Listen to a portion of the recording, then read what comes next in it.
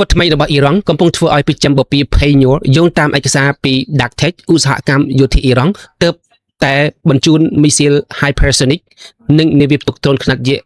Shahid Bagheri ដែលអាចផ្លាស់ប្ដូរទម្រង់សង្គ្រាមទាំងស្រុង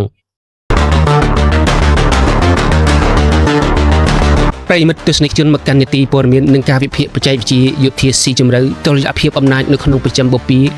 កំពុងតែឈានដល់ចំណុចរបត់ដ៏គ្រោះថ្នាក់បំផុតមួយដែលមិនធ្លាប់មានពីមុនមកសហរដ្ឋអាមេរិកអ៊ីស្រាអែលនិងបណ្ដាប្រទេសអារ៉ាប់កំពុងតែតាមដានដោយការព្រួយបារម្ភយ៉ាងខ្លាំងទៅលើការពង្រីកសាច់ដុំយោធារបស់ទីក្រុងតេហេរ៉ង់យោងតាមភាពយន្តឯកសារវិភាគយោធាចុងក្រោយពីបណ្ដាញ Darktech Official បានទម្លាយឲ្យដឹងថាប្រទេសអ៊ីរ៉ង់កំពុងតែបង្អួតនិងដាក់ពង្រីកនៅប្រព័ន្ធសភាវុធចំនួនថ្មីចុងក្រោយបង្អស់របស់ខ្លួន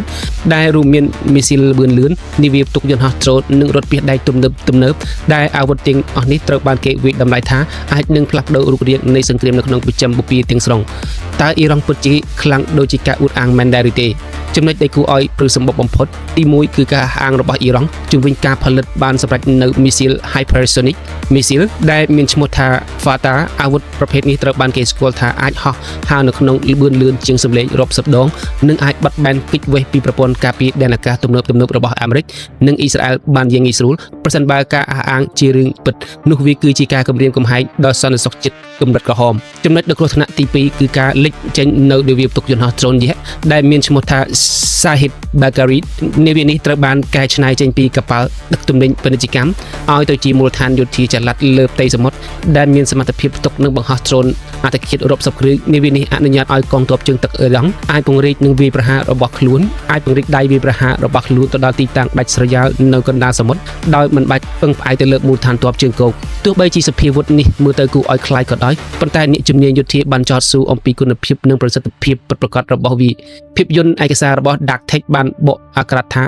ឧស្សាហកម្មយោធារបស់អ៊ីរ៉ង់ភាគច្រើនគឺពឹងផ្អែកទៅលើយុទ្ធសាស្ត្រចម្លងបច្ចេកវិទ្យាពោលគឺការរុះរើនិងថតចម្លងពីអាវុធរបស់អាមេរិកអ៊ីស្រាអែលឬរុស្ស៊ីដែលធ្លាក់នៅក្នុងទឹកដីរបស់ខ្លួន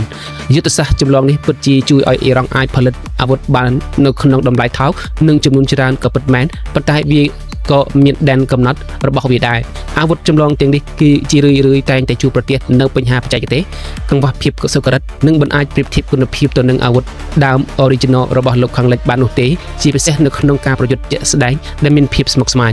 ដូច្នេះសំណួរសួរថាតើអាវុធថ្មីរបស់អ៊ីរ៉ង់ទាំងនេះគ្រាន់តែជាការឃោសនាបំផោងរបស់រដ្ឋាភិបាលឬក៏ជាការគំរាមកំហែងពិតប្រាកដចម្លើយគឺទោះបីជារឿងឃោសនាក៏ដោយក៏នៅតែជាការគ្រោះថ្នាក់ព្រោះនៅក្នុងសង្គ្រាមទំនើបសង្គ្រាមចិត្តសាស្ត្រគឺជារឿងសំខាន់បំផុតសូម្បីតែអាវុធមិនល្អឥតខ្ចោះ 100% ក៏ដោយប៉ុន្តែបរិមាណដ៏ច្រើនសន្ធឹកសន្ធាប់នៃយន្តហោះដ្រូនអត្តឃាតនិងមីស៊ីលរបស់អ៊ីរ៉ង់គឺគ្រប់គ្រាន់ដើម្បីធ្វើឲ្យប្រព័ន្ធការពារដែនអាកាសរបស់អ៊ីស្រាអែលឬទីតាំងយោធាអាមេរិកត្រូវវិលទប់ទល់ស្ទើរតែដកដង្ហើមមិនរួចទៅហើយការបង្ហាញសាច់ដុំយោធានៅពេលនេះគឺដើម្បីផ្លាស់ប្ដូរច្បាប់នៃការចូលរួមប្រយុទ្ធ Rules of the Engagement ដោយបង្ខំឲ្យសត្រូវគិតរាប់សិបដងមុននឹងហ៊ានបើកការវាយប្រហារទៅលើទីក្រុងតេហេរ៉ង់សរុបមកអ៊ីរ៉ង់កំពុងតែបង្ហាញប្រាប់ពិភពលោកថាខ្លួនឡើងជាប្រទេសដែលរងការគៀបសង្កត់ដោយងាយទៀតហើយតែជាតួអង្គកំណត់វាសនាសង្គ្រាមនៅប្រចាំបពីតើប្រិយមិត្តទស្សនិកជនយល់យ៉ាងណាចំពោះបច្ចេកវិទ្យាយោធារបស់អ៊ីរ៉ង់តើ